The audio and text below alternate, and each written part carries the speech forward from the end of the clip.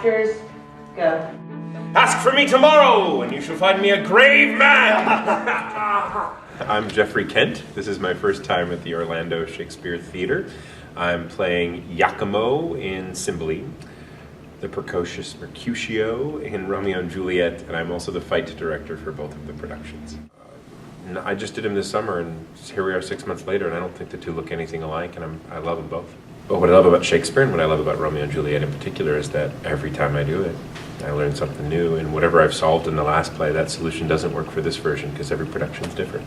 Having to wear multiple hats in the same room is difficult sometimes because I have to make sure when I want to do something with a fight that I'm not confusing what I want my character to do in the fight versus what is best for the story, which is a more communal decision. It's a living, breathing thing fight, similar to scene work. I mean, it's really not that different other than it's a hell of a lot more dangerous. If you forget a line, it's probably okay. You forget to parry a sword cut, you can be in trouble.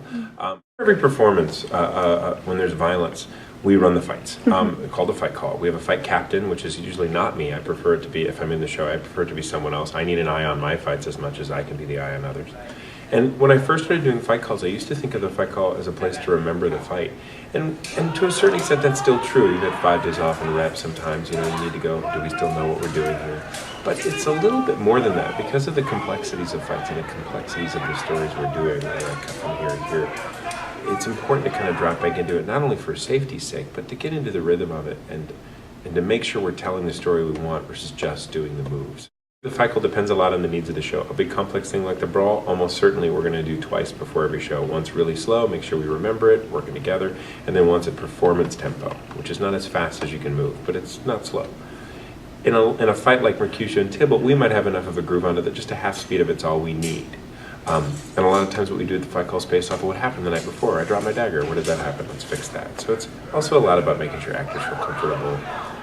For an actor, an actor who wants to do classical theater, the ability to do believable and safe stage combat falls right in there with being able to dance and being able to sing and being able to do a dialect.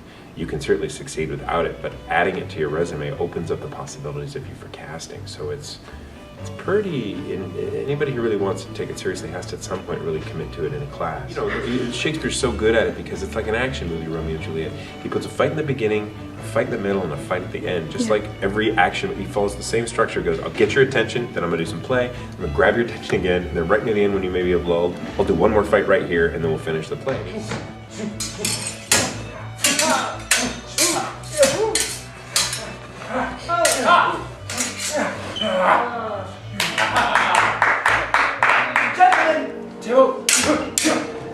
Drop and Romeo, please down their weapons!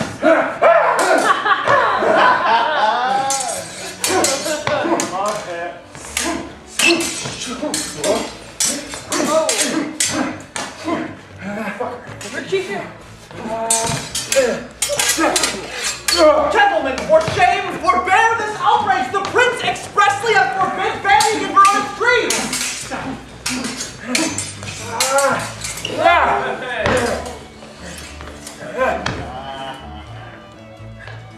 No, Mercutio!